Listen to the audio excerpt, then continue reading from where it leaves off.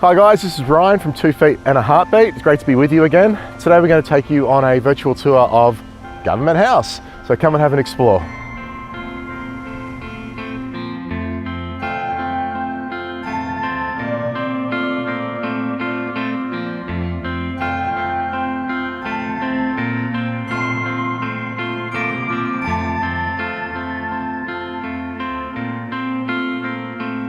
So Government House is where the Governor lives.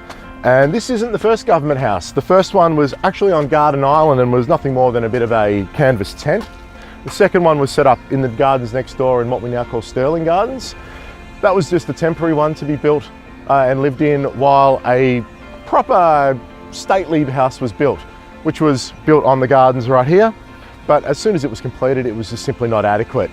It was lacking in rooms and it had problems with rising damp and all sorts of stuff, and even a leaking roof. So I decided to commit, build a proper, really stately home, and this is what was achieved.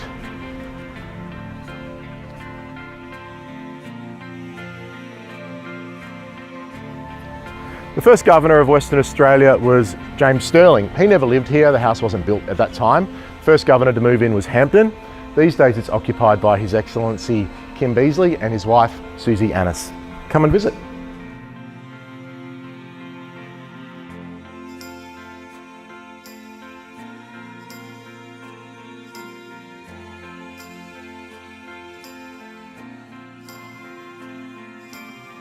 The Governor and Miss Annis are very passionate about advancing the state's interest, and that's the main purpose of this house, to promote the state, its advocacy for the place and its people. And it's a living art gallery as well. If you have a look, they're advocates as part of their reconciliation plan, highlighting Aboriginal artwork as well. So scattered throughout the house there is lots of beautiful artwork from around the state and the country.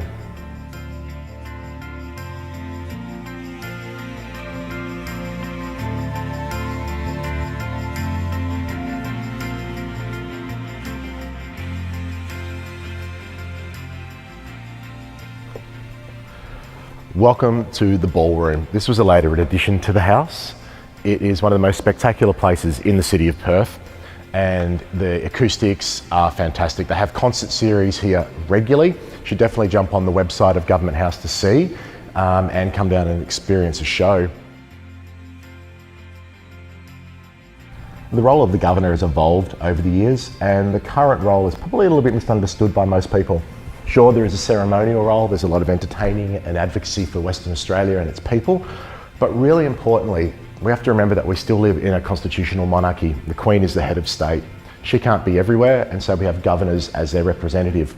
So if a bill is passed at Parliament, it still needs the Queen's representative to put a signature on it to become law. That is the Governor, and when that happens, we have new laws.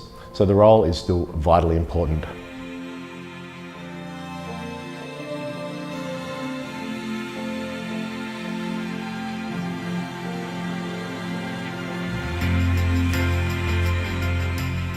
The Governor is actually out in the community today engaging down in Collie, but this is his office where the magic happens.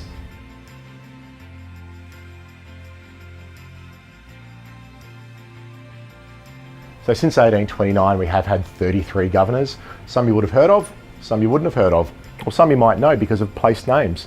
So if you've ever driven down the Mitchell Freeway, there's Mitchell. If you ever had to go to Sir Charles Gardner Hospital, perhaps Charlie Gardner.